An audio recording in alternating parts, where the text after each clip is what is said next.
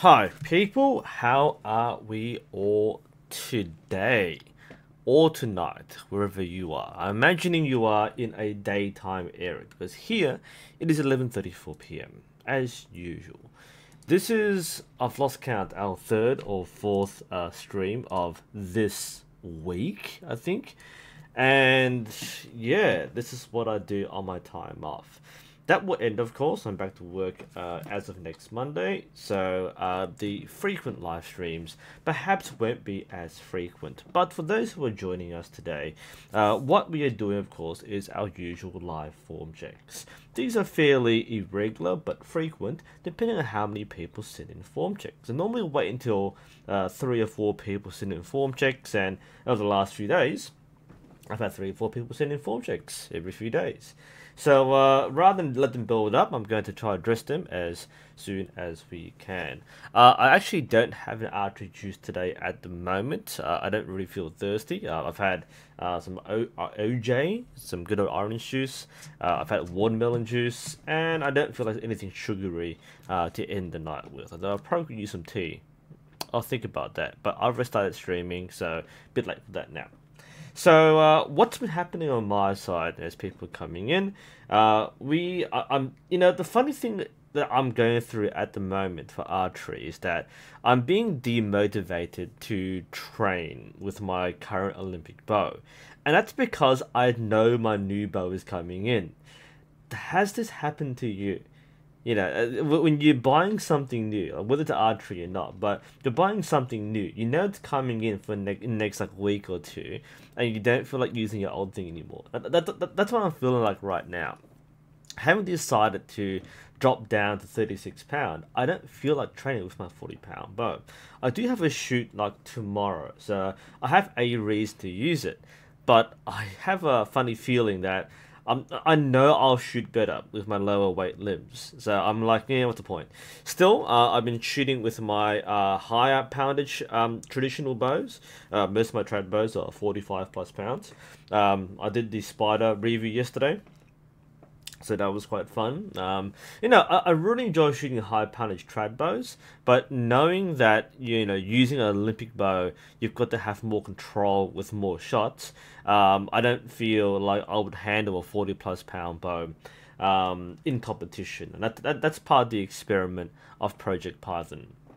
Hello, DJ Starscream. Yes, I am Asian. Did you know that? I knew that. I've been Asian all my life, so it is not quite a revelation to me. But hello, hi Tony. Hello to Arnis, as I said before. No juice at the moment.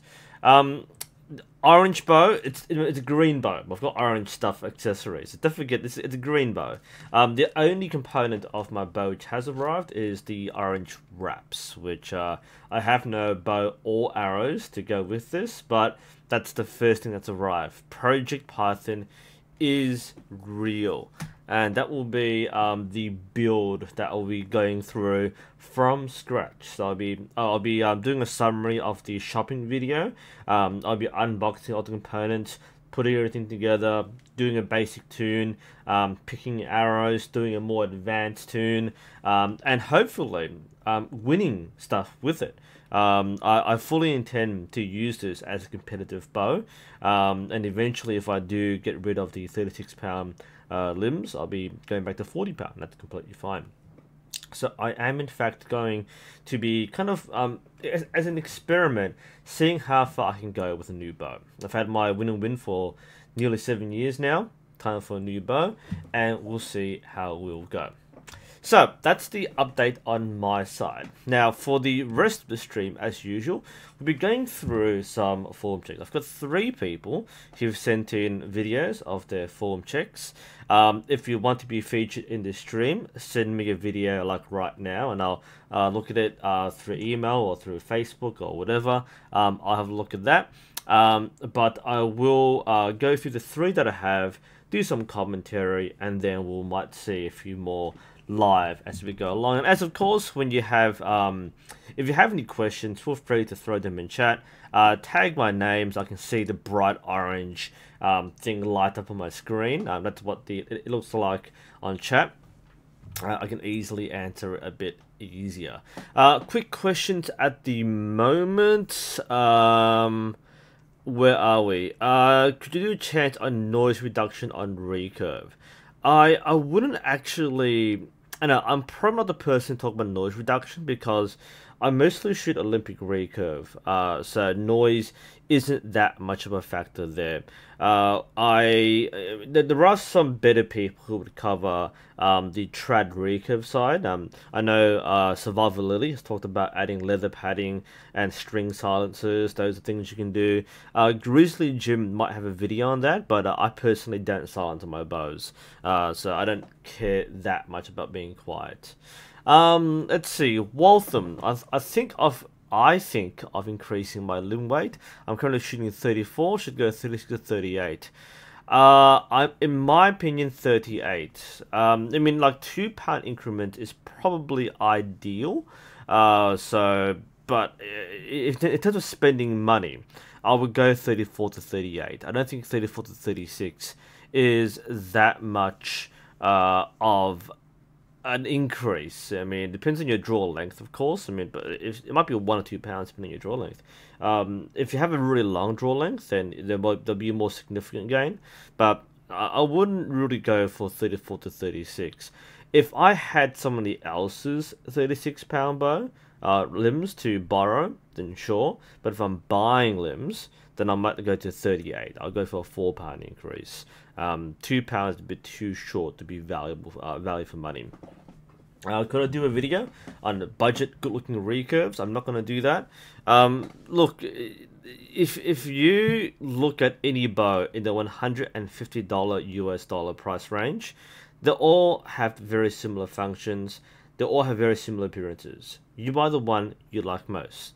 The Radium Tiger, I haven't personally come across, but it's not going to be any different to something like the Spider I just reviewed, or the Radium Matrix, the Radium Wildcat. All these traditional recurve bows, which cost less than $200, are going to be very similar. There'll be some very fine differences.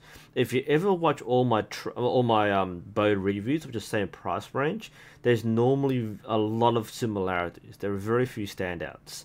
So I'm not going to do a video on budget recurves because they're all the same.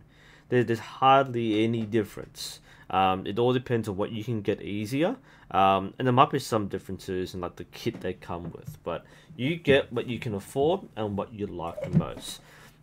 I'm not otherwise sure what you're looking for. If you're looking for commentary on the feel or the performance, these aren't things which are standout features for a bow.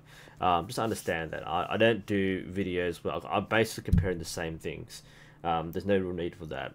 I did comparison with Sage and the Spider because I was specifically asked by Southwest to talk about the changes because the Samick engineers worked on the Spider and the other Southwest bows, so there was a reason to compare. But for most of the bows, I don't really talk about them compared to each other, just because they're very similar. Any comment on Windstorm 1 limbs for beginner? Windstorm 1s are great for beginners. They're very affordable. I think they're a wood limb with fiberglass. They're a fairly old limb now, but they are ideal. Oh, the carbon fiber. Okay. Yeah, no, they're ideal for beginners. If you can afford them, great for it. Just go for it. Beginner limbs. The only thing that defines beginner limbs is the price. Beginner limbs are basically wood and fiberglass. Mid-range, you start getting foam. But the whole point of beginner limbs is they're meant to give you weight training. So you get used to the weight and technique, and then you upgrade once you feel strong enough. That's basically it. But any other limbs you can afford, they'll be completely fine. So, having said that, let's go on to our first form check. This one is from Federica. So, unfortunately, this one is in slow motion, and I will have to speed this up just a bit. By the way, yes, Roger, I'm going for the EX1. I'm looking forward to seeing how those perform. I have some good news about them, so I'm really excited to get my hands on them. So, let's zoom over to our first form check. So this is a slow motion video. Slow motion is really good, except you kind of lose track of how long things take. I've said in other videos that it's important. I mean, slow motion is nice, but let the slow motion be handled by the person viewing it rather than the person making it, because it's very hard for me to gauge exactly how fast it is. We go 2 times speed, but it's still too slow. This is not the natural speed. I'm not sure what the factor is. But you can see, even on 2 times speed, that's slow motion. I don't want to play normal speed. But anyway, we'll see a few things in detail. It's easier for a coach to observe things when it's at real time. And we'll slow down a bit later. So this is Federica. So the first shot looked okay, and we'll skip through the rest of the slow motion load. So let's watch this shot process. So let's go. We'll watch one shot in full, and then we'll break it down. I don't like nitpicking things right away, because the things, for the most part, most of the things here look pretty good. It's a bit cut off at the top down. I can't really do much about that. But we do see a nice view of his posture, stance, and his process. So we saw one shot. Now, people always point out, is this a high draw? Now, he is shooting, I believe, at a longer distance. Judging by his sight, that's probably a 50, 60, or 70 meter, depending on his draw weight. But is he legally drawing the bow? This is important for a judge's perspective, because you might be high drawing. That's not bad. Let's see. Now, for those who are wondering what the rule is that when you begin the draw, you cannot draw the string if your bow is pointing above the target. But he is shooting, I imagine, at a long distance target, just based on where his sight is at. So this, how far off is he? How far off is he? So let's see the angle. So it's fairly low, actually. I mean, the elbow is low, which means it's fairly high angled. Where does he starts to draw there? So he starts to draw. Once he starts pulling it back, there, he's aimed up there. Now, where does he actually finish? Down there. Okay. This may be pushing the high draw rule. Just be careful, Federica. If you're ever shooting competition, you might be pinged for a high draw. That is a little high.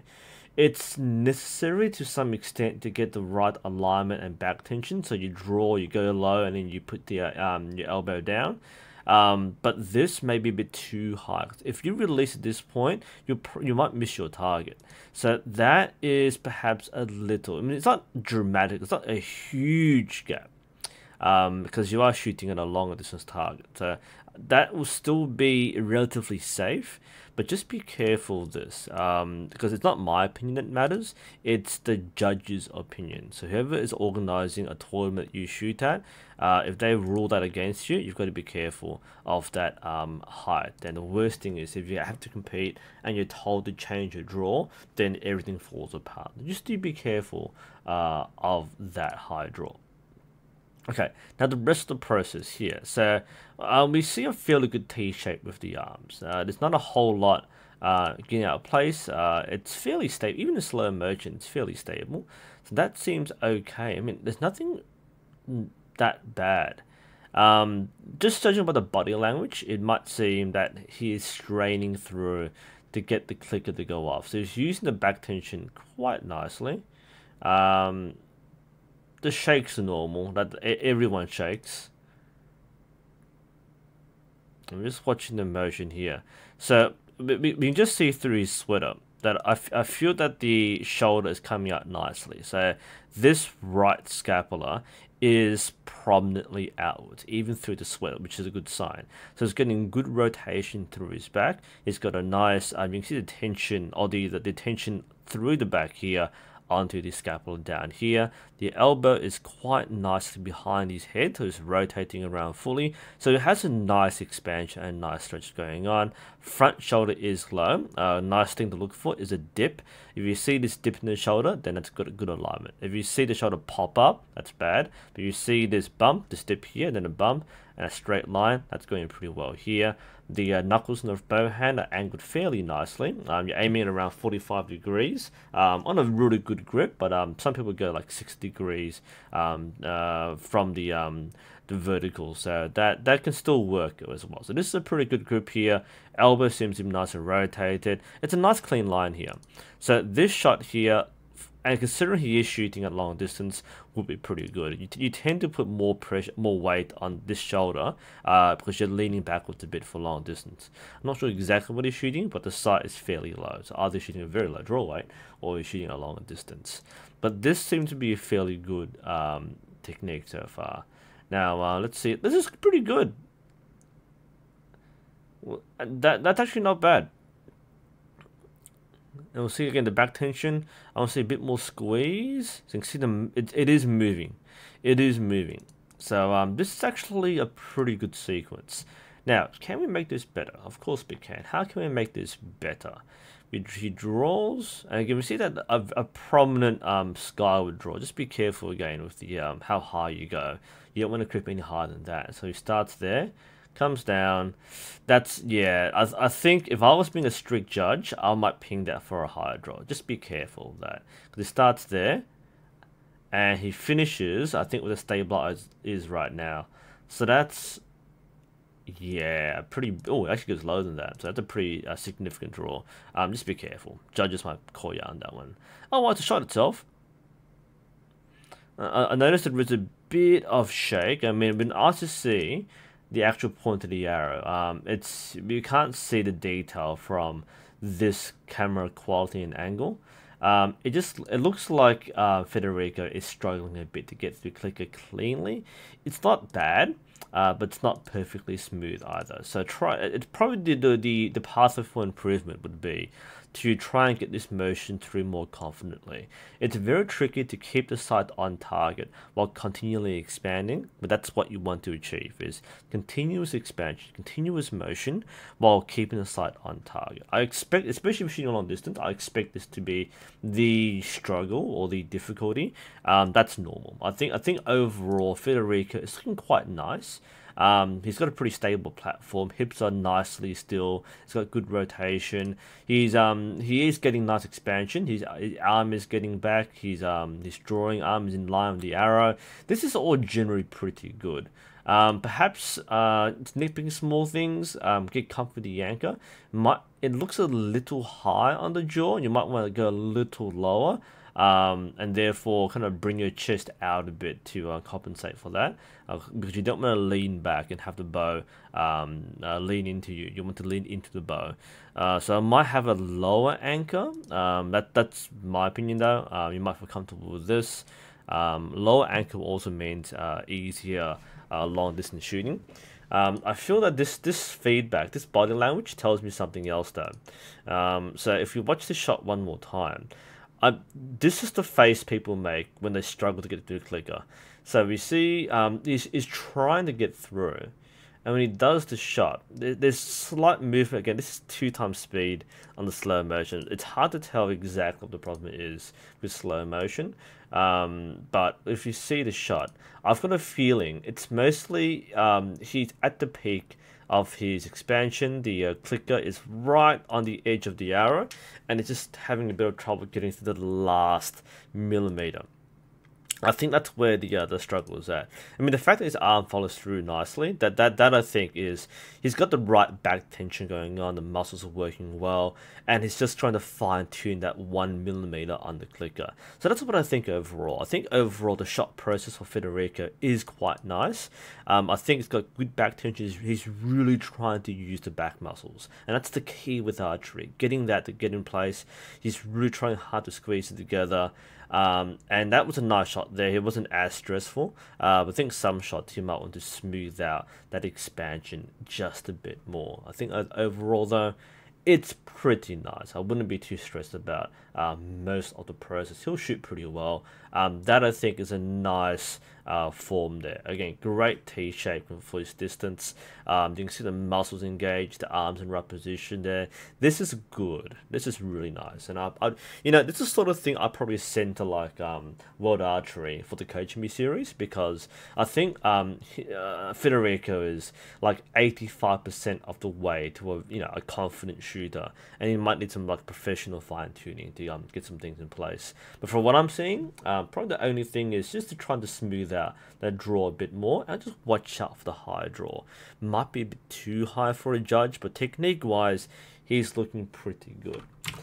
That's my commentary for the first one. Oops, sorry. All right, what do you think, people? What are your comments? I should have brought archery juice. I know, I haven't done one commentary. I should have brought archery juice.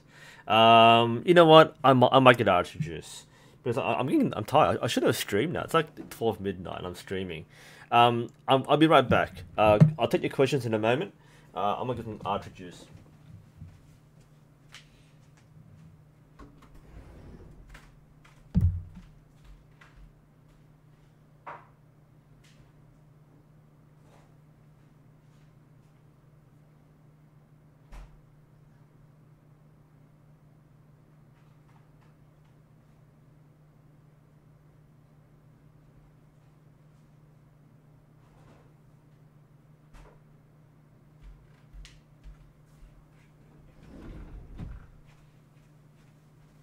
Okay, I'm back. Sorry, people.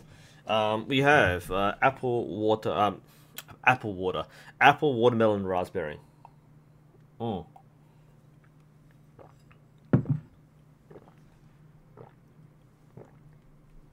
This has been one of my favorite juices at the moment. I know, like I used to love orange juice, but orange juice is tangy. I don't like tang a lot. No, I do like tang, but not all the time. I like apple juice, but too much of it can be bad. But I like the berry, apple, watermelons, especially the watermelon. Okay. All right. So, what are people talking about? Absolumify. Any advice on what your correct anchor point is? I have a video on this, by the way. So, watch the video on anchor points. Depends on what style you're shooting, right? So, what are you shooting? Absolumify. Yours is currently under the chin and string to the side of my nose. Like this side or this side. Like if it's this side, if you're shooting Olympic recurve, that's a bit too far back in most people's opinion. Sorry. Most coaches will now tell you to shoot with the string on your nose. So if you're shooting Olympic recurve with the anchor point under your chin like this, then the point you want is on tip of your nose. I've got a little pimple here. Ow. Point of your nose, tip of your nose, across your lips, and you have this angle here, right? Hard to explain without a string, but you want to get that angle there. Yep. So you're anchoring here, string across here. That's what most people recommend. Exactly where, up to you. Sorry. Exactly where is to touch the bottom of your nose. Yeah. I mean, if you're touching here, that I think is not a good anchor point, just because one of the big things is you want consistency. So you have a 3-point reference: nose, lips, and chin. When you get 1, 2, 3, it's easy to feel alignment with 3 points. When you miss your nose, you tend to firstly hit your nose. That might be a problem for some people, but this also is a problem in terms of your reference point. So if you can get it to work, that's good, but if it's not working for you, then you might want to reconsider and experiment with a different anchor point. Let's see. Where else are we? Kyle, can you make a video on the technique for shooting 2 arrows at the same time? You can't do that, by the way. You can physically shoot 2 arrows at the same time. Couple of problems with just shooting multiple arrows at once. The first one is the arrows tend to collide with each other. So if they're correctly set, then you could shoot multiple arrows. I've seen people shoot like 5 at once. The problem is that you divide the energy in each arrow by half. That's the problem. It's physics, guys, alright? It's conservation of energy. So you can't shoot two arrows with the same velocity as one arrow because the same amount of energy is shared across two arrows. If you shoot three or four or five, same thing. It's spread across multiple arrows. If you shoot two arrows, you will have basically half the velocity in each arrow, therefore half the penetration. That's roughly what it is.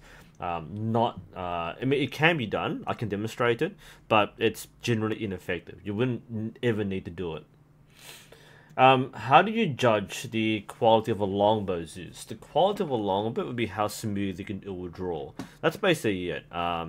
It has to feel nice. It has to, yeah, longbows, depends on what longbow you're talking about. Talking about English longbow or American longbow, like a modern longbow. But mostly smoothness of draw. That's what it is.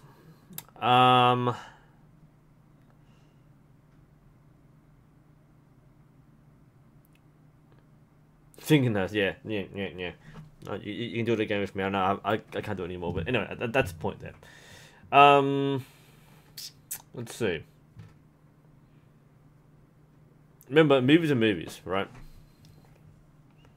Waltham's correct, by the way. All the arrow shots in Lord of the Rings are CGI. Orlando Bloom did learn to shoot archery, so he did properly learn to use a bow and arrow, and he's actually pretty good at it. But Legolas mimes the actions. So Orlando Bloom mimes the actions. So as with a lot of films with which use stunt shooting, the actor will mime the action, and then in post-production they'll put the CGI arrow and they'll do it that way. A blatant example of this is in Avengers, Age of Ultron. You can see Hawkeye, he'll go pew, pew, pew, pew, when he's in all the scenes where he's shooting arrows. She doesn't actually draw the arrow. Yeah, this is something I was watching a lot of the action scenes for a different video, and he'll be standing on the truck scene in the Age of Ultron, and he's just going pew pew, just straight pulls like that, and then like he never goes back to get his quiver. He always goes wachoo wachoo wachoo, and you can see very clearly it's a CGI arrow. He's pulling an elastic band. He's letting it go, and in post-production, there's arrow being put in there. So there's no arrow being drawn. It's very blatant in Avengers. And same thing with Legolas in Lord of the Rings. He does not actually knock an arrow. He mimes the action. He pulls the elastic bow, and then he snaps it back and lets go. That's how it works with the prop bows in these movies. So you can't actually do so. And if you do so, it'd be like a prop bow. You put two at once, you shoot it, but the actual impact will be CGI. I've answered your question, didn't I, Waltham? Ideally, £2, but if you're buying a bow, or buying a set of limbs, £4 is probably better, because you don't want to spend too much money on too many limbs. So you can have more limbs over a longer period of time, or fewer limbs but a greater increase. But yeah, as long as you can, as Rocket Fist has said, as long as you can afford to buy more limbs, then go for a smoother process. Just the main thing which holds people back is budget.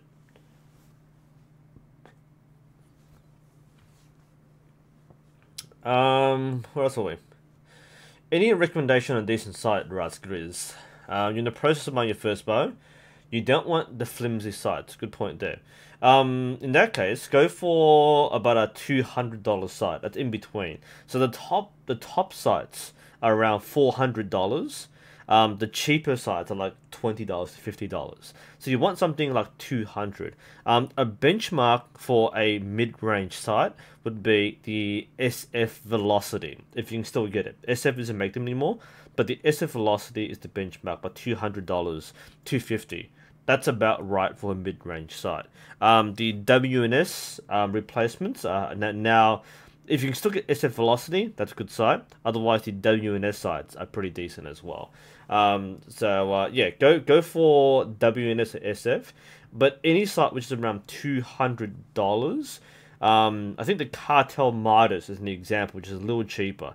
but not as cheap as the cheap sites.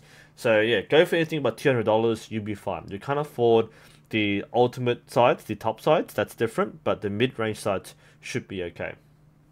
So that's what I would recommend. Yeah, alright, so let's go to our next form check. Keep asking questions, guys, by the way. But we'll go to our next form check. I'll get it ready. So that's from Federica. Next up, we have Frank, and he actually has 2 angles. I think this is the same shot sequence, but from 2 different angles. So let's, whoops. Yep, we got it. Okay, so let's load this up. Alright, so we'll see. We'll show the front view first. The front view is normally the most exciting one to watch, and then we'll watch the back view for extra.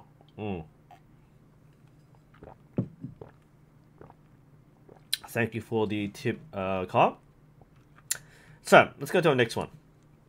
Here we go. This is the front view from Frank. Now, Frank, once he appears, I believe Frank, he thanked me for a suggestion that I made, and I'm trying to remember what it was. I get so many like emails and messages, I forget the feedback I give. But what he told me, well, I believe this is the problem he had. The problem he had was that his arrows kept on flicking upwards. This is a problem which a lot of people have. So I think the problem Frank had, if I recall correctly, was that his arrows kicked upward, and he kept on lowering, increasing the height of his sight. Is that right? Yeah. So yeah, I think his problem was his arrows always flicked upwards, and the more he increased the height of the knocking point, the worse it got. Because normally you would think that if it goes upwards, you need to lower the knocking point, right? No. I'm confusing the problem here. What's the problem? This is embarrassing. Sorry, it's midnight, so I forget the problem. There's this phenomenon, basically. Let me explain this properly again. So there's a phenomenon. There's this weird thing where, if you like, you generally, I'll use a bow here. You generally want to have the bow and the arrow. The arrow should be slightly above the square. So you actually don't want the arrow to be perfectly square. Alright? So I don't have an arrow here to show you, but imagine there's an arrow here. I've got plenty of arrows. What I'm talking about. It's an arrow.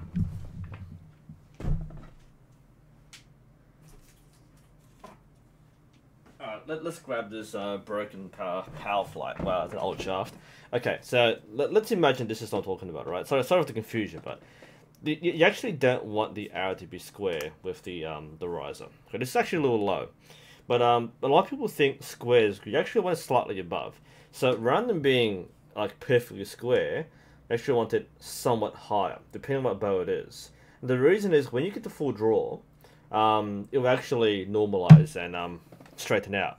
Now, what some people experience, I think Frank had a similar problem, is that his knocking point was too high, I reckon, I think, was it?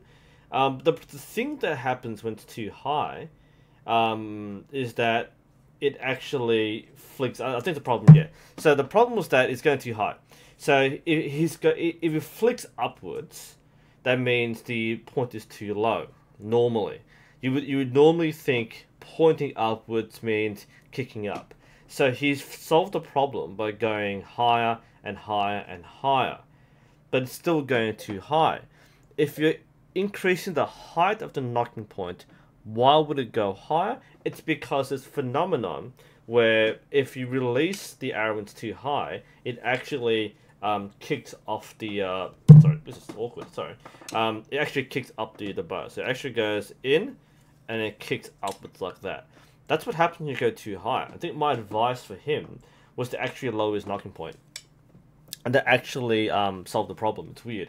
So again, the problem was he was too low, and then he thought, well, my arrow's going upwards, therefore I'll put it higher.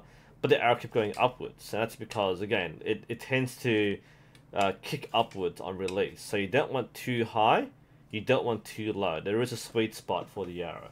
Okay, I think that was the problem that Frank had. And we addressed that, and actually worked for him, so that was really good. So, back to the video there, sorry about that. That was the feedback he got.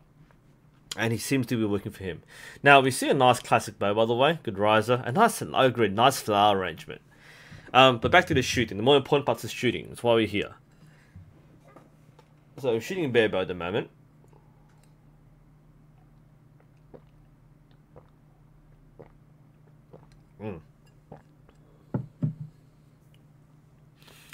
Okay. And for the most part, it seems okay, actually.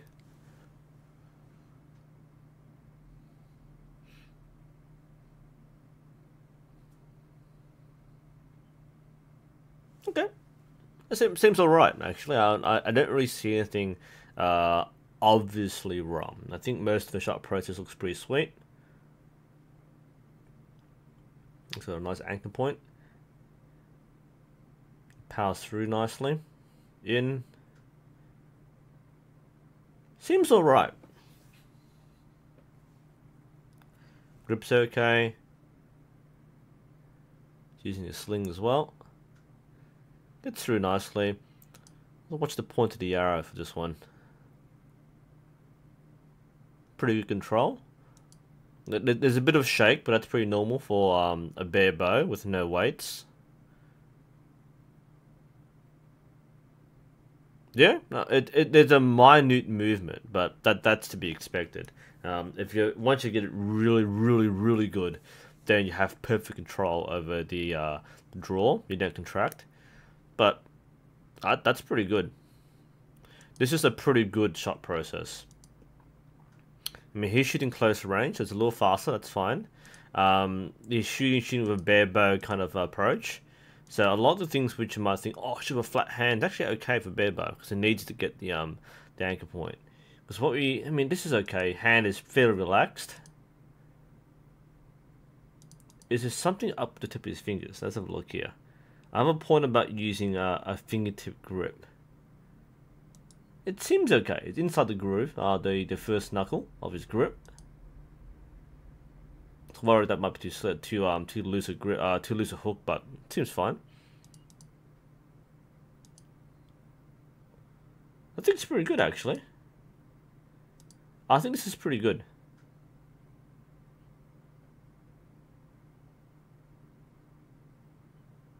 We'll see the shot again.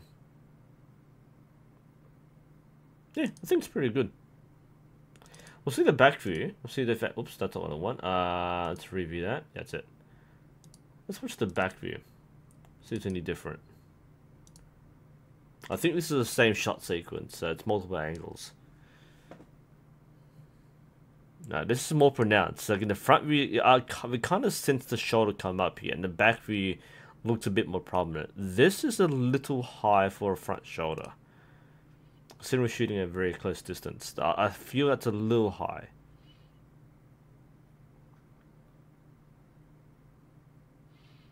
Yeah, that's prominent. That shoulder's high.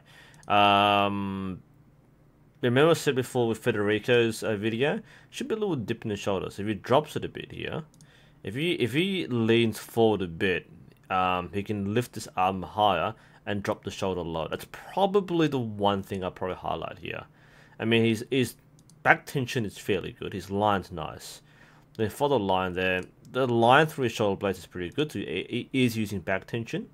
So the shot's pretty nice. Comes through nicely. He has a nice flow of his shot. So I think overall he's shooting quite well. Just a little worried about the front shoulder.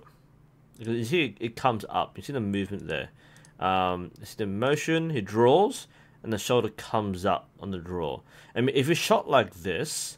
This is a pretty good alignment here. You see that dip in the shoulder, and it's a straight line. We go back like a second.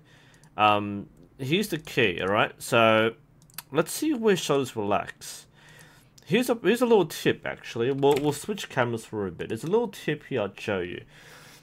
If you want to know what your shoulders should feel like at full draw, breathe in and breathe out.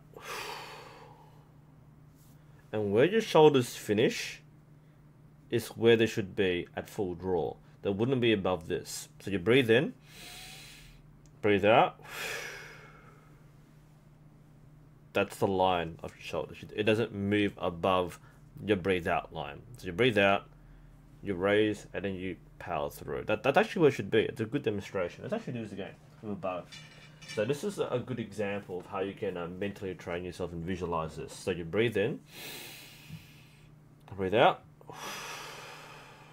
your shoulders drop naturally, and that feeling where the shoulders are is where your shoulders should be, lined up on target. Draw. There. That's it, right? Do it again. Breathe in. Out. And you can start the draw. Shoulders are here. There. So keep that shoulder line. So if you see your shoulders lifting above that line, then you might have some problems. When you go back to see Frank from the back view, the back view it exposed a lot there. So you can see that's a movement upwards. So at rest, this is where it's at rest. So his shoulders are this line at rest. Look at the mouse there. So when he shoots, shoulder pops up significantly. And what that will do, that will put more pressure on that rotator cuff above the shoulder. This part here, that will feel a bit more pressure because the force line, the weight is no longer bone to bone. Bone to bone, I'll give you an example. If you start from this line here, that line through there, if it drops the shoulder, that's bone to bone. It goes through here, through the forearm, the elbow, through the shoulder joint, into the back arm. But by going upwards, this is now going up this way, and it's losing bone on bone. And that's one of the things to watch out for. I'm curious, Frank, if your front shoulder feels sore after a session. Because if the front shoulder feels sore, then that's a source of problems. It might be popping too high. Generally speaking, if you feel sore, it will be in this area of the back, the lower shoulder blade, because you're using this muscle group. You might feel sore between here, so the shoulder blade area might feel sore as well, and perhaps the upper back. That's good soreness. If this drawing shoulder feels sore, there's too much pressure here, I don't think that's your problem. If this front shoulder feels sore, then you might want to check this shoulder alignment. To me, it seems a little high. Not very high, but a little high. And that may cause you some problems later on. I think in general, a good draw process would be if you lowered the arm. I mean, keeping it high is good, but you drop the shoulder before you start the draw. Because when you start the draw, it comes up like that. So that may be a problem in your process. So you might be shooting well, that's okay. But I would be careful, especially if this feels sore. It's a bit of a problem with some people. But that's my feedback with Fran. Overall, nice process, good rhythm, good flow, a nice confidence in your shot process, which actually does a lot for your groupings. Feedback would be watch the front shoulder. That could be a problem, especially if you feel sore there. What do you think, people? Back to our juice.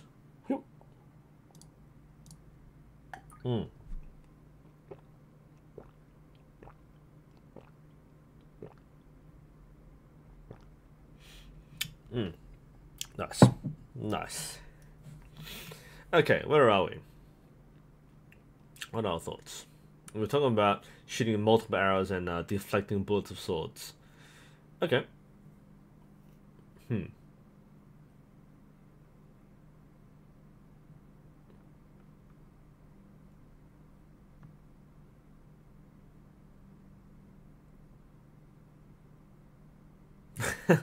Tungsten penetrators.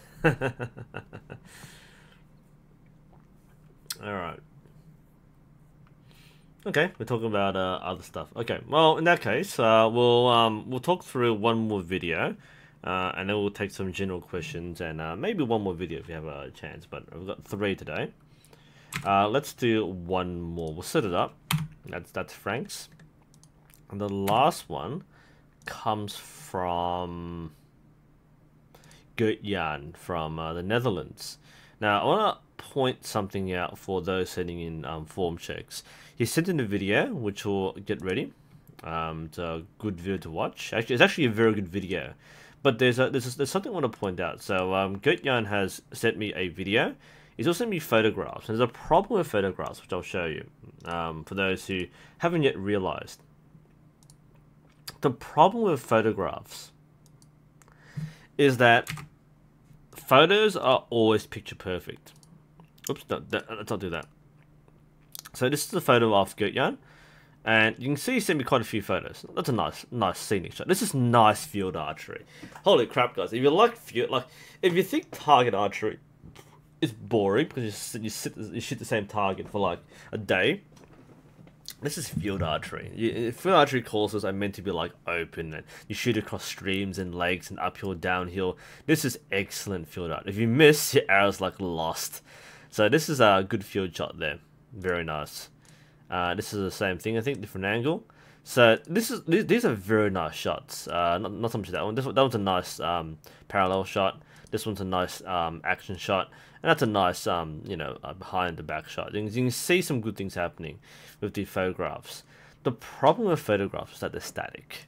It's very hard to do a form analysis with photographs. You can nitpick on some things in photographs, but you really need to see the shot in action because, maybe we're seeing like half the process. We don't see the expansion, we don't see the follow through. So anyone can look perfect in a photograph, but it doesn't mean the shot's good. So just do keep this in mind. It seems from the first impressions that these are fairly good shots, but when we see him shoot, we'll see a bit more detail in his analysis and his form feedback. So do keep in mind, form checks are mostly successful if you are using video rather than anything else. Alright, where was I? Best way to Sean, best way to record a form check. Nearly every question that you asked, I've made a video about. I have a video on form checks, so check that video out. Most thing is show different angles. The best angle was the front view, but where possible, show back view and like behind the back as well as from behind you on the shooting line. That's gonna be more useful. Like you can spot like 80% of form problems through this angle. Like this view here is the primary action shot. You can see most things, but you want to see the other 25%, or 20%. It's going to be like from the back view as well. And there are some other things to focus on.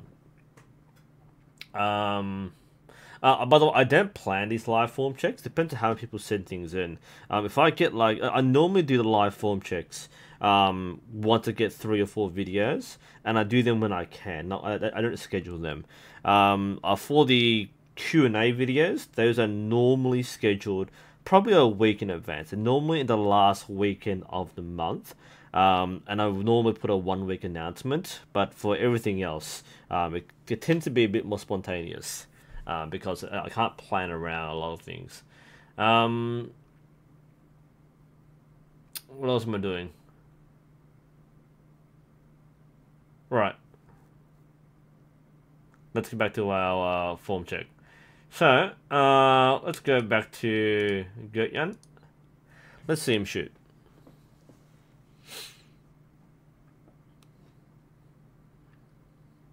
So he has a pretty significant pre-draw. That's completely fine. Alright. It's a sequence here, so we'll watch him first and we'll comment later.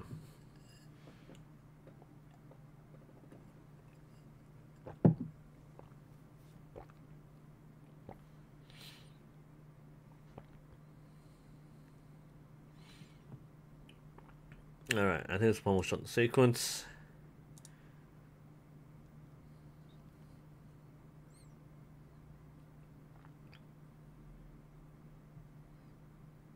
Okay, all right, that's our sequence. So, let's talk through a few things. So, the standout thing for his technique is a very long pre-draw. So when I mean by pre-draw, I mean the putting tension on the string. So in a normal shot process, and I'll demonstrate this live. So, where's my bow? Here it is. Just try not to tip anything over. So, there are a couple of problems which a lot of archers have. One is not having any pre-draw, and this is something which our state coach identified with many of our club archers, because they weren't taught to do a pre-draw because we had no coach anymore. So the problem which a lot of people have is that they don't put any tension on the string. So when they shoot, they basically pull. They start here, they come up and pull the whole thing, which is fine. But the thing which most coaches would normally recommend is to have some tension on the string before you shoot. So if we turn the camera this way a bit, all right. So you see string here. You imagine I'm standing up, but I'm sitting down now. You might have some tension on the string. Then you come up and then you finish the draw. That's generally what coaches will probably teach you as part of your shot process. So have a pre-draw position, pre-draw, and then you finish the shot. What Gute is doing in this sequence is he has a very long pre-draw. So we'll see him shoot. So he puts tension there. Check his stance there. He has tension there already. And he draws up here. And then he pulls up. This is more... Let's see this guy drawing. I think it's okay. That's fine. That's within reasonable limits. So this is more akin to what people might know as the inchworm method. It's used by Gao Ying in Manchu archery. So he kind of draws probably 9% of the way there. Is it wrong? No. It's more uncommon, but not wrong. Some people do this. The reason why you don't see it very often in top tier is heavy draw weight to make it very hard. Heavy draw weights, you kind of need your shoulders to be in line, and you activate the back muscles from a high position. It's hard to draw correctly here and then come up here, but he gets it right, so the motion is correct. He might find it harder for a higher draw weight, but for what he's currently doing, he's actually got the right motion. So I'm not going to pick out the inchworm. So up here, and the most important part is it comes in cleanly to his anchor. His arm drops, and then he expands. In. Perfect line there. Elbow is very well aligned, just behind the ear, shooting at a high angle for a long distance. The arm is within reasonable height. Elbow is correct, grip is very nice here. So this is picture perfect so far. So that part is pretty good, and clicker goes off, I believe, and that's the shot. So in terms of his setup position, I don't feel there's anything particularly wrong about it. We've got a second shot actually. So we see this movement. He draws very close here. Again, not conventional, but not necessarily wrong, because he transitions correctly into this point. It's in very nice anchor point there, nice and strong, good consistency, and he'll power it through. So that's a pretty smooth process. His rhythm is quite good, so he rehearses quite well. So that part is well practiced. Shoulder doesn't lift, which is good. And you see this shoulder does not rise. Well, it actually does, but that's normal expansion. So he's not having a lot of shoulder problems from the shot process we're seeing so far. So what we're seeing is pretty normal for kind of mid-distance, long-distance shooting here. That's really good. So the pre-draw is different, but he gets the crucial part right. So that's it's more than average. Doesn't mean it's wrong. Just means that most people don't do it. So he gets it up here, transfers into his back, he gets in, he powers it through. It's a clean shot. So it was mentioned before, by the way, the follow through. This is not a follow through. I don't consider that to be a follow through. There is. I want to point out something about bow rotation. The follow through isn't something you should intentionally do. I don't consider this to be... This is superficial. This is exactly what people think of when we think of spinning the bow. For those who obviously have seen the Olympic swing video, one of the things is that a lot of people think, oh, that's a flare. or flourish. It's actually not. A good follow through, the bow jumps out naturally. What Gute is doing here though, is that he is actually superficially is twirling the bow. I'm not sure if he's doing this as a flare, but there's no follow through. That's not a follow through there. If you look at the action, I don't recall a fake follow through. It's not a follow through, and I don't think he's doing it as a follow through, but it is superficial. There's no reason to do this. Doesn't mean he can't do it, but there's no reason to do so. Okay, so let's not pick too much on his twirl. That's a twirl. That's not a follow through. What we should look at though is his actual follow through. So once he releases, what actually happens? He grips the bow and release. So that's the part we don't want to see as much. So when he releases, he tightens his grip. It's something you train out. So yeah, you need to keep the hand relaxed, and you need to let the bow do its thing, because you're actually stopping the bow from jumping out.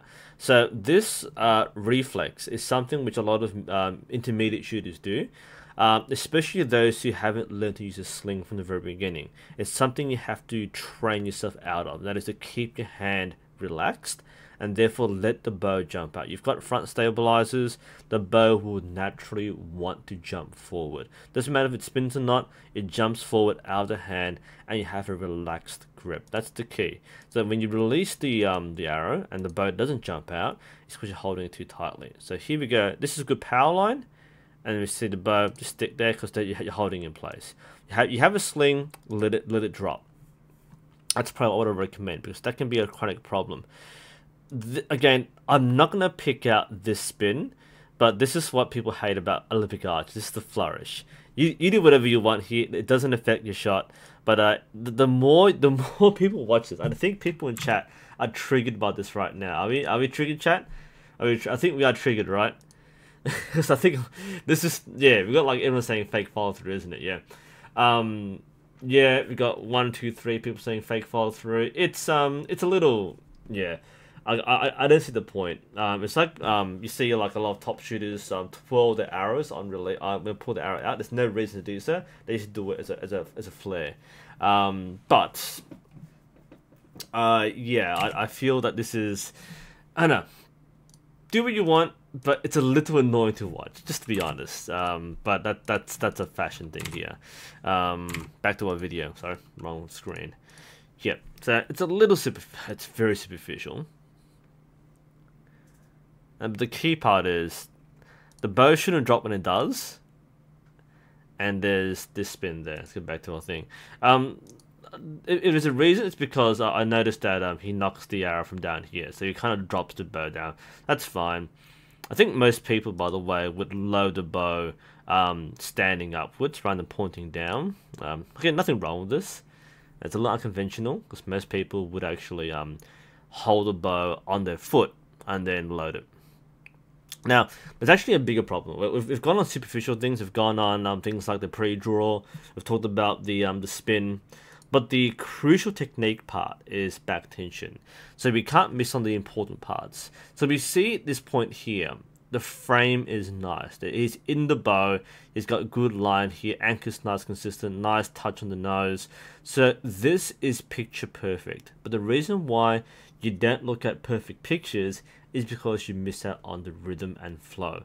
And what we'll see is a collapse in the shot. When he releases, what I notice is his head moves forward. That's a pretty telling sign that we're missing something. The head doesn't normally move forward on the shot. There's no reason why it should move forward. So when he releases, jumps out, head moves forward.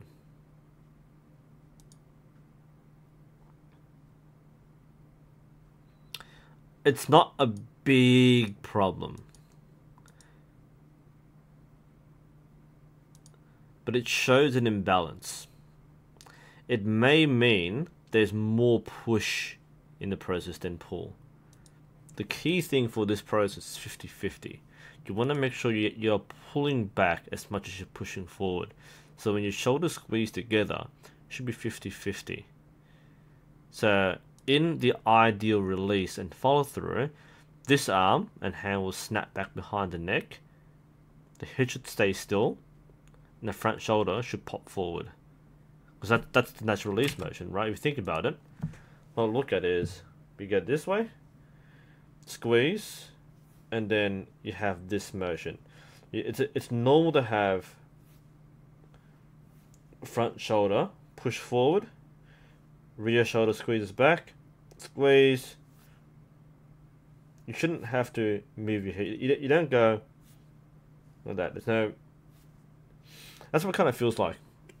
It may be too much push. Let's review that. What do you think, guys? Is that a problem to you? Is this forward motion indicative of something? Because everything else looks really good. Because the head movement can indicate a couple of things. It might be too much push. It might be a pluck on the string. It might be because the balance has been lost. It might be the pull might be more of a pluck, and the shoulder uncontrollably pushes forward. It might be too much pull. In fact, no, it's not. It can't be. But too much pull, the hand flies backwards. So it might be a pluck.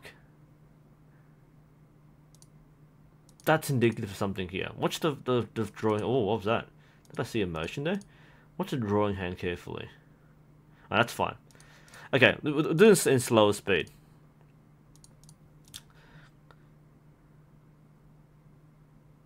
We're watching two things. Where does his hand go? And where does his head go?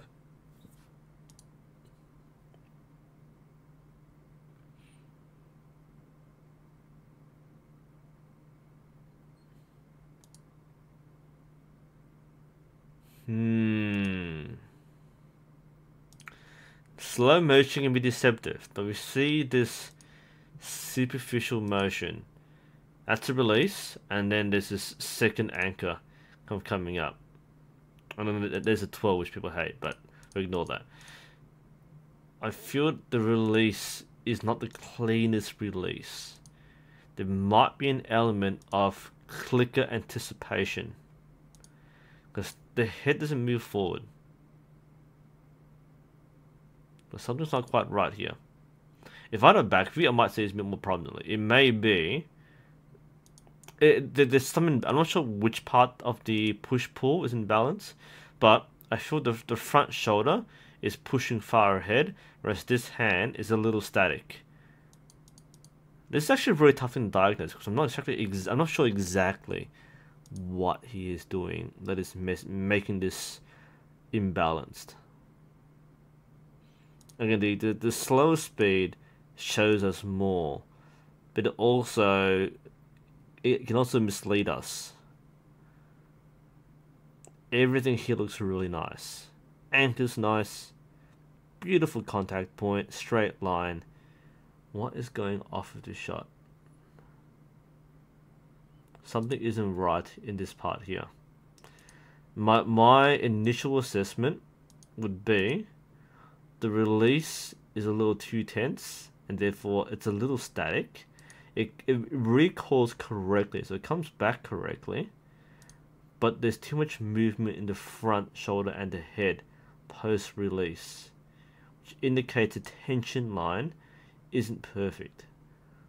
There might be a bit too much rotation or too much misalignment from the back, but it's hard to tell. I think this is mostly right. I'm not going to stress too much about this because it's only a slight head movement. But if you're trying to find like the one thing which can make a shoot better, I might be looking at your back tension release and making sure that it's balanced. That's probably what I'd probably do. Like this push-pull, the frame is good, but the way you get to the clicker might be what's causing the problem.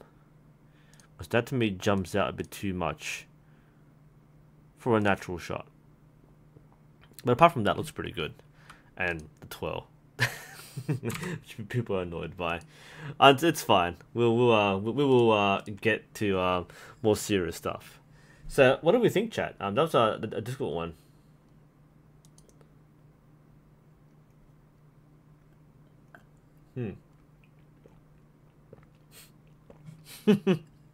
Not triggered, release aided. Very nice.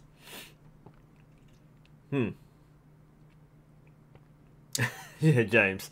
Yeah, like I said, I didn't want to show the release and the follow through every time because yeah, it kind of did get a little flary or flourishy. Where are we?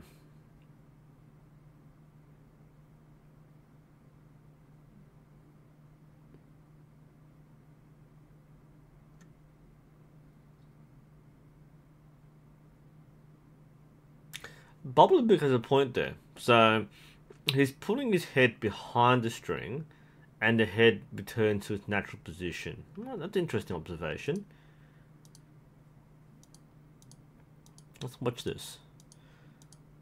So is he just returning his head to a natural position?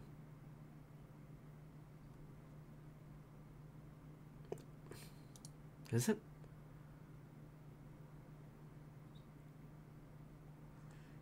So he is getting his head back a bit.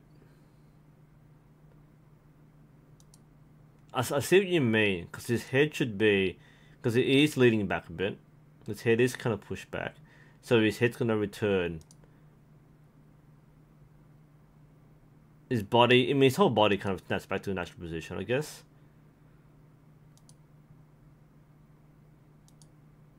I mean, we just replayed the last like second here, right? Just the more you watch it, the more unusual it looks, and the more like it looks like a meme. I'm not sure. It's subtle. It's not a huge problem. I kind of get what you're saying there. I'm not sure if it's the answer or the thing there, but might be. Again, I'm not always right here. I'm just giving my observation and opinion.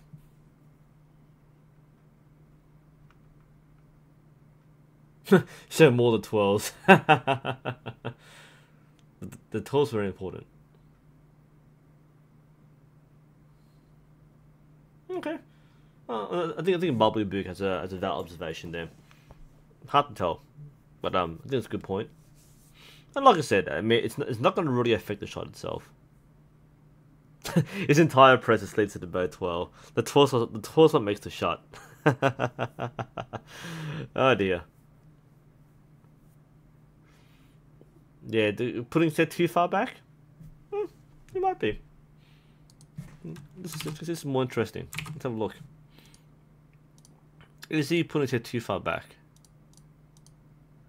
So what's his natural position first, alright? So this is his starting point.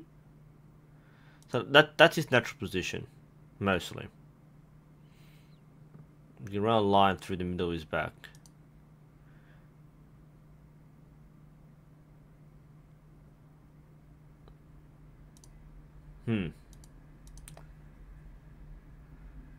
This isn't a problem a coach would normally point out, but it's normally shows something else. So I think there might be another problem there somewhere. The head isn't the problem, but it might be something else behind that.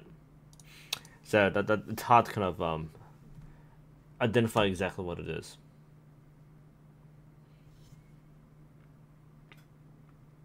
Okay. Well, that's the last video from the set. So yeah, I think for the most part, Gute's doing really well. Lots of flourish each shot. That's pretty much a given now. But everything else looks pretty decent. Alignment looks really good. Elbow looks good. I mean, like again, most of the things you see are pretty nice. I mean, the pictures do show some very consistent shooting there.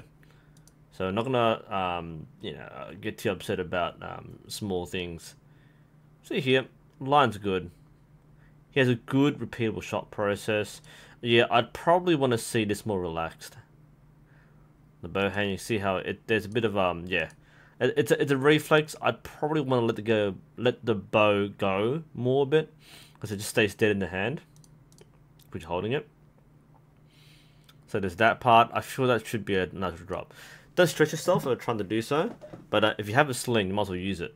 Right? There's no point using a sling if you're going to grip the bow anyway. So I think this is, it's one of those like 1% problems. Like this might be a problem like 1% of the time, but it's what caused you to go from a 9 to an 8, for example. That I think is I hate the twirl. Ugh. I oh, I'm sorry, guys. I can see why non-archers hate spinning. Because that's superficial. I see why non-archers hate this. I understand 1,000 people hate my video. That's bizarre. All right, let's not look at it anymore. Let's get back to me. Whoa.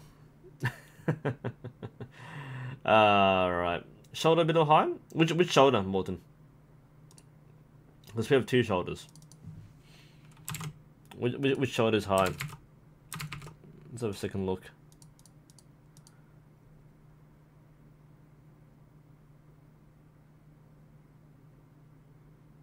A little. This one. A little. Just a little. I wouldn't call it a problem. We talk about the drawing, the bow shoulder.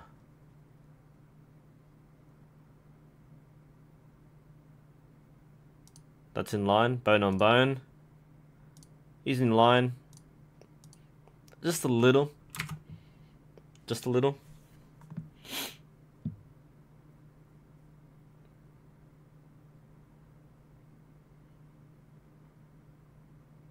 Pressure point error panic bow gripping. That's a strange sentence, but yeah, I kind of get what you mean there. I think we're getting distracted by the 12, guys. It's superficial and flary, but I'm not going to stress too much about that.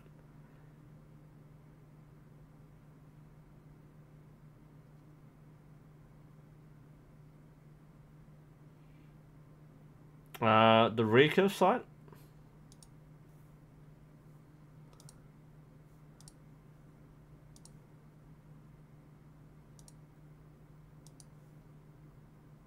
Is it upside down?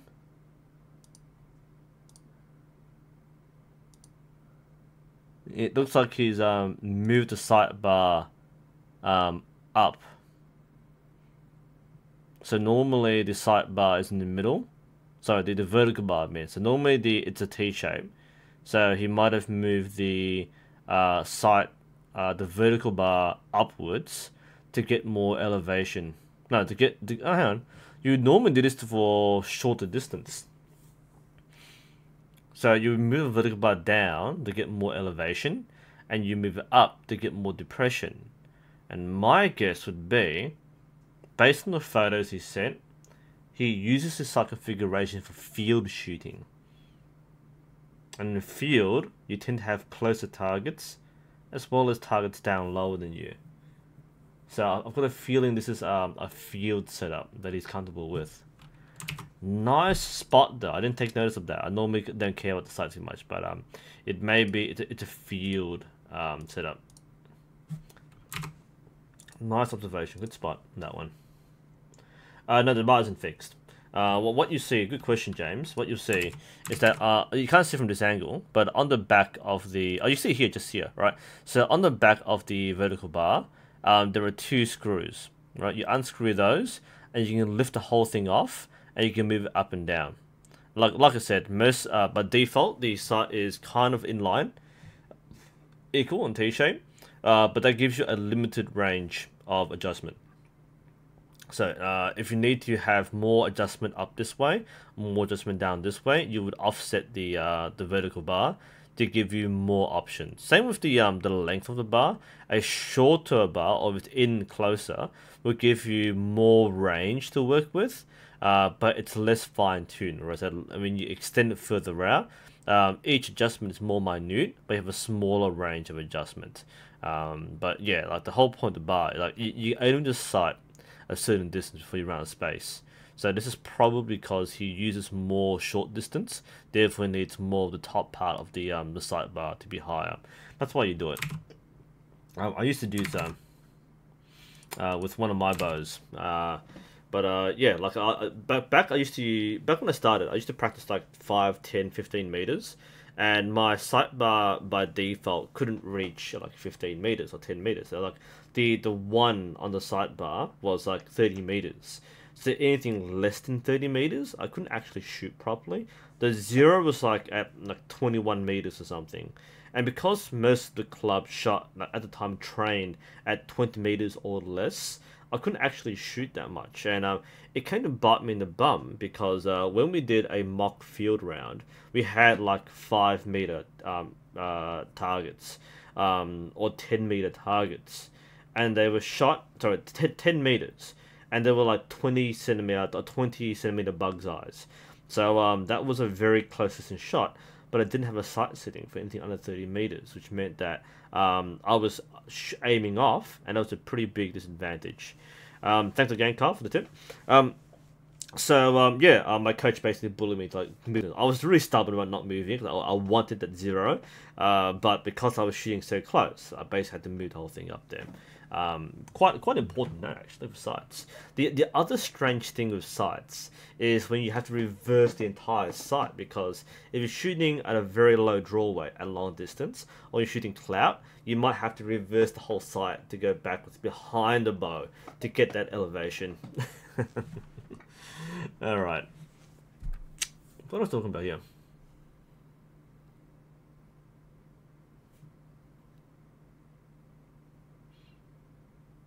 Figure archery. Ugh.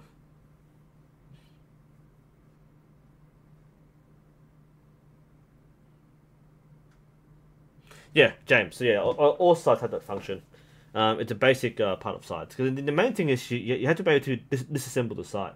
I don't have a site here to show you, unfortunately, but for target sites, not hunting sites, but target sites, you can remove the entire vertical bar. One for disassembly, but you wouldn't really need to do so. The main thing is to change how many slots you have up or down. That's what you do, so.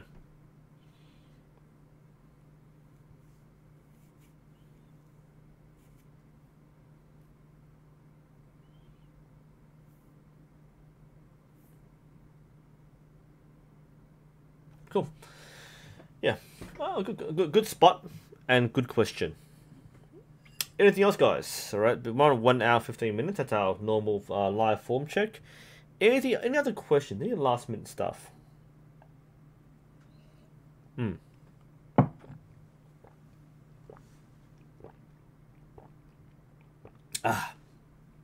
stay hydrated. Okay.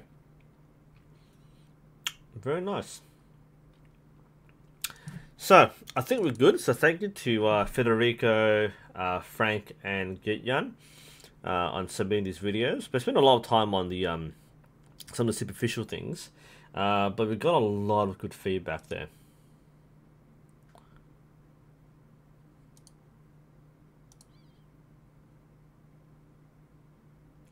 What kind of explanation videos, Sean?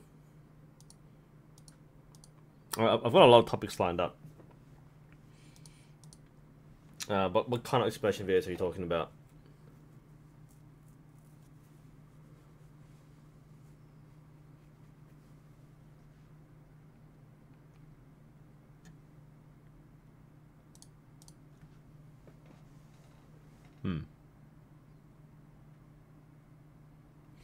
Because the things I've got lined up, I've got a lot of things lined up, but winter is not a good time to film a lot of the tutorial videos. Main reason is daylight. You know, like if I finish work at like 4 or 5 o'clock, I've got like half an hour of daylight. And bad daylight too. Once spring comes back, I'll be doing a lot more. But I tend to take it easy during winter. I mean, I need an off season at some point, right? Explain anything. I mean, like some tutorial. I mean, this. I actually asked the question, and that is, what haven't I done? There are plenty of things I can do. I've got a whole list, to cover. But what do people want to know? Like I've covered probably like 70%, 80% of most of the obvious questions. The other thing I haven't done is like, you know, arrow selection. But what else would you want me to cover? Bow shoulder should be down. What would I say with the bow shoulder? Bow shoulder should be kept low. That's not a video. That's like a 2-second explanation. I mean, there are things like top 10 lists that you can cover. That's things that you can easily do. They take a bit more effort, but you know they're pretty fun, entertaining videos. But explanation videos, like if you have requests on what you want to explain, that's a video idea. But you know exactly what. So I'm easily taking suggestions. But like people asking things I've already covered. Like if you get to any live stream chat, like 70% of the questions which I asked I've covered somewhere else. Or like go to any like Reddit thread or forum thread. I've probably answered the question somewhere in some way. I mean like the default thing is kind of like just watch NUSensei's video. But what about I've covered the video already? So I've done a lot of things.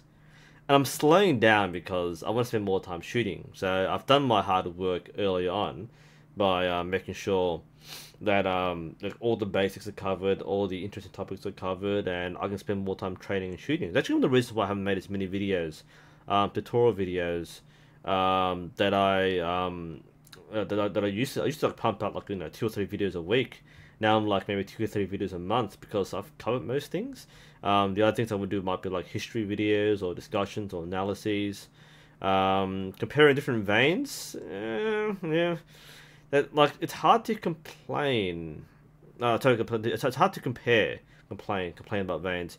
It's hard to compare because like I have no objective way to compare the veins. I can just say, oh, this one's different color, this difference a different material, but I have no way to compare different fletchings. So that's a really hard one to do. Compound, yeah. At some point I will do compound. Not sure when it will be.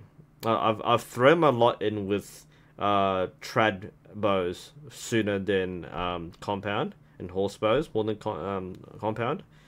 Compound doesn't interest me. Eventually I will because one, as a coach, I'll talk about it at some point. But compound, just, I don't know. I don't find it very particularly interesting. Form checks on cave paintings. I had Kitson send me a video of a Papua New Guinea shooter who shot like a giant bamboo bow, which is quite interesting. Huge poundage. He hit a termite mound from like 20 feet away or something. It was interesting to watch. Just like trad stuff, and obviously it's a well-built shooter as well. A chronograph. I don't have one. And the reason that you don't hear about recurve and trad speed, people don't care. Arrow speed, I've done a video on this already, by the way. Arrow speed or arrow velocity is very much a compound thing. You're trying to squeeze as much velocity as you can in your compound bow.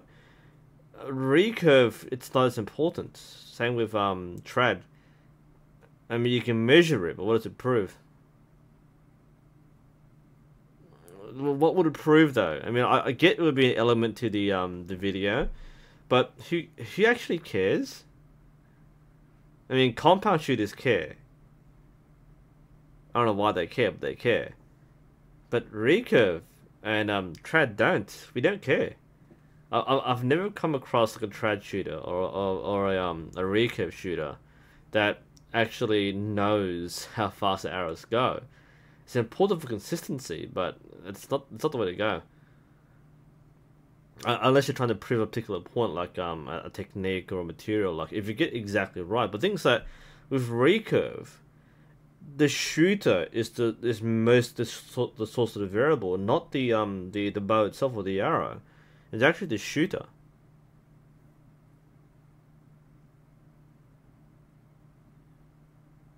No, you do need kinetic energy. That is correct.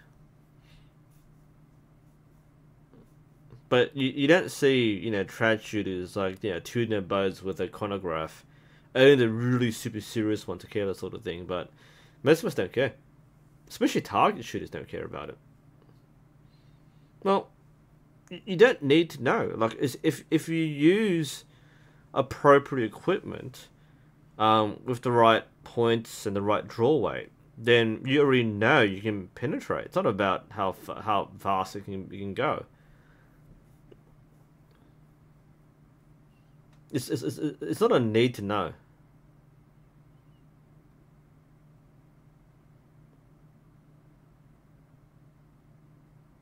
Well, I tend to disagree. I think many people love stats and specs. I think it means specs, alright? People love specifications. So people should compound. Because compound's like mostly specs. Recurve isn't, like, people should recurve because they don't want specs. They just want a good bow. So, I mean, what's the, I mean, like I said, what would it prove exactly? It's not a bad thing to cover, but when people do include it in their videos, it's kind of like a superficial thing. Like, what does it mean to have something that's blah blah feet per second? For target shooters, it doesn't really mean anything too. Big, I fully agree. It's why I don't include it, right? So most of my bow reviews are about look and feel and feedback. It's not about how fast the arrow goes, how much the actual draw weight is, and so on. Like there are a lot of scientific things which, for someone who's into sports science, may be very interesting, but is it really worth including? Okay, and I think Book has. I fully agree with what he said. The point is, if you include it in the video, you're doing it for a reason. And if you're like splitting hairs with like arrow velocities, then you are making the whole thing a lot more complicated. Because again, the main source of inconsistency in arrow velocity is the shooter, not the bow. Unless you put the bow in the machine and you shoot it over and over again and get data points. But the shooter is the one that's the inconsistent part, not so much the the bow or the arrow velocity. And again, because compound is so mechanical, it makes more sense because the efficiency of the compound design will be reflected in the arrow velocity. That part is probably true. So we have so many moving parts and synchronizations and tuning. That's why I see more compound shooters measure feet per second, because they're fine tuning. They're finding a sweet spot for the bow. Recurves don't have that ability, and trappers can't do that, so it's not so important.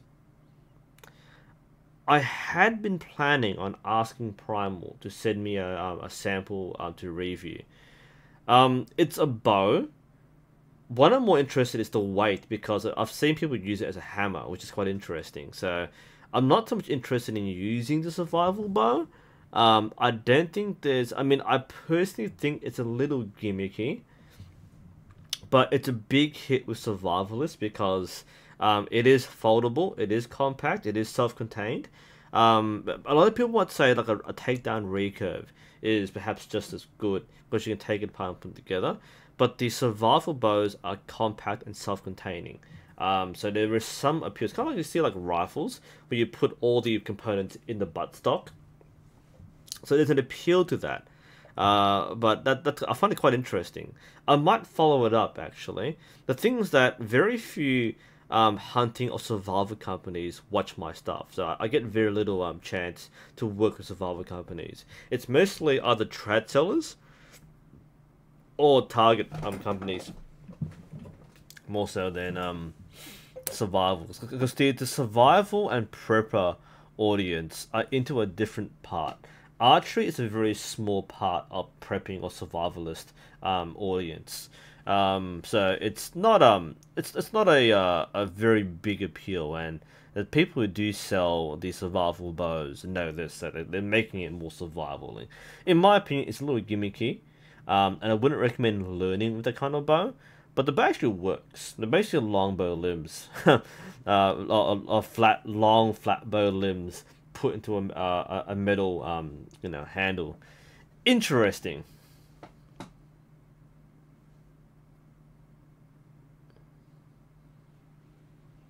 I know, James. Compounds sweat over feet per second. It's every discussion I've seen with velocity and chronographs is compound shooters. I mean, how efficient the limbs as compared to what? I mean, if you're comparing the only time I've seen chronographs with recurve bows is when people are reviewing and comparing limbs. That's the only time. So They're same risers, same arrows, but they'll compare different limbs on the same kit. Therefore, you can see a 40-pound, elite limb versus a 40-pound Hoyt limb, something. So that makes more sense when you're comparing different limbs. But when you're reviewing bows or risers, perhaps if you're doing a whole bow kit, then sure, yeah, that makes sense. Not sure if I would really include it because again, you have so many variations in draw length and use it. It doesn't really matter that much. Yeah, no, we're comparing limbs to each other or bows to each other. Yeah, sure, that makes more sense. My favorite traditional bow. I don't really have a favorite traditional bow. I mean, like the one I'm thinking of right now. I like the bear takedown. The bear bows are probably my favorite at the moment. But I don't really have a favorite trad bow. Yeah, Armin does shoot through a chronograph quite a bit. But why though? It's a thing. Like, sure, people would use I mean, yeah, you're right. He does. But what does it show us exactly? What does it prove to us?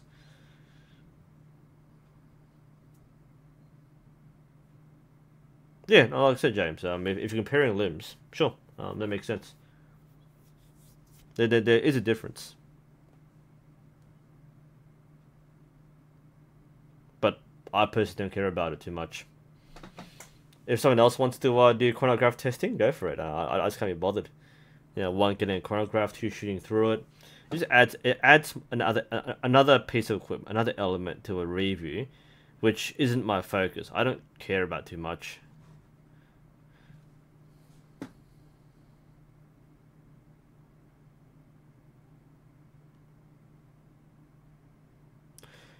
Yeah, Rocket Fist, I agree with that too. Yeah, the people like are drawn to the weight because we're used to the whole like weightlifting culture where the more you lift, the more masculine you are. Obviously, that isn't the case, but people obsess a lot over the draw weights. Mad Sean, how do you get into competitive shooting? You sign up. That's it. If you shoot at a club, yeah, if you shoot at a club, then you're part of a state organization. You'll be informed of the event at the club or the state or national events. So you register and you do the events. There's not much preparation you need because archery is very amateur. It's very accessible. You don't really need to be a skilled archer to compete. I mean, you don't have to be skilled to compete. Anyone can compete. Like, look at golf, same sort of thing. Now, like anyone can enter a competition. You don't. There are some top tier competitions which have minimum scores which you need to qualify for. But for every other event, you sign up and you shoot. It's actually not as prestigious as you think it is. It's very accessible, and people who win it do a good job, of course. But the events are more like social gatherings than actual events. When I started doing archery, my original I planned to do a state championship, so I wanted to find out what were the requirements to do state championship, and the answer was $20. That was it. So I'm like, oh, that's it. There's no ranking needed, no qualification needed.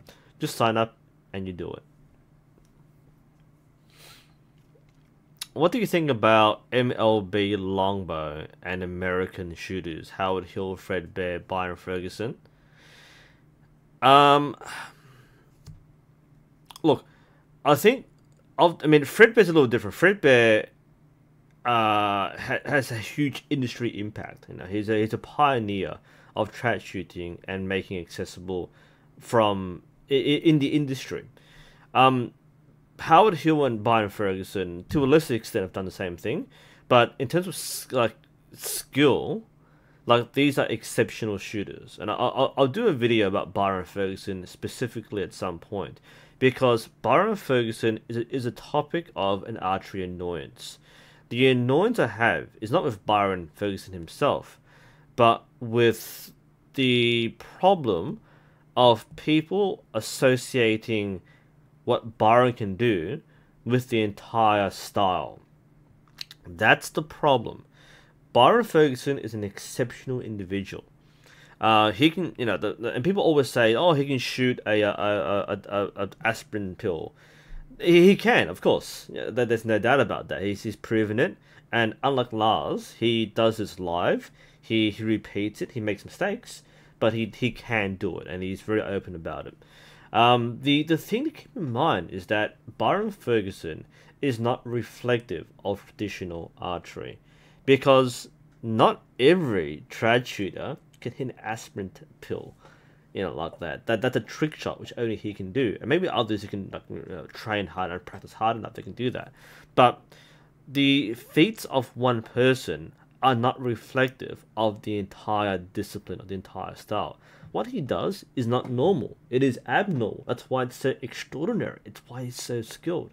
So, as someone who gets a lot of crap from trad shooters who hate modern styles of archery, they'll say, "Oh, Byron Ferguson shoot an aspirin pill. You can't." Well, yeah, Olympic shooters can't. That's true. But most trad shooters can't do it either. So it's kind of this really weird, you know, soapboxing, or you're putting exceptional individuals on a very high pedestal, but you forget that most people, like the other 99.95%, can't do that, regardless of style.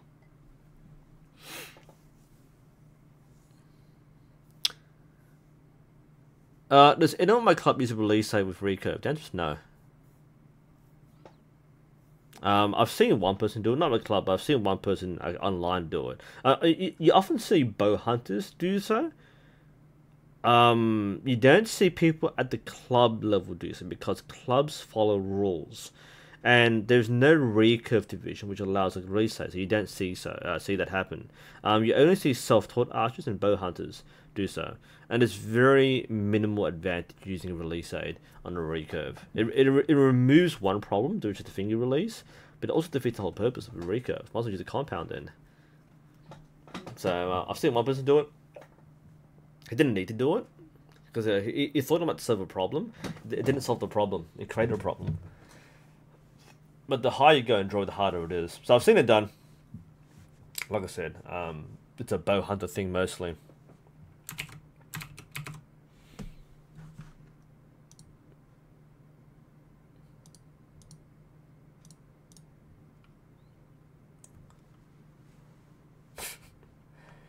Yeah. Okay. I reckon we'll wrap it up. It's 1:10 a.m. now. I'm actually running the club tomorrow morning, so I've got to get some sleep and wake up early. But thanks for joining us, guys. Thank you to our contributors for this form check live stream, and thank you for the questions as usual. Hope you gained something from this today. Again, as usual, if you want to get featured on these live streams, then do send in a video. We are halfway through the month, so I will be planning the end of month archery Q&A in about a fortnight's time.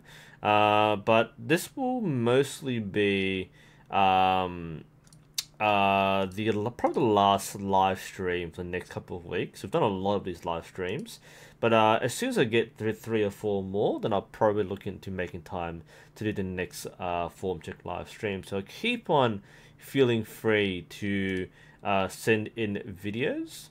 Why is my room pink? Because the room's pink. I didn't pick the color. The whole house is pink. That's why we found it. Anyway, so this is NUSensei, guys. Thank you for watching. See you all next time.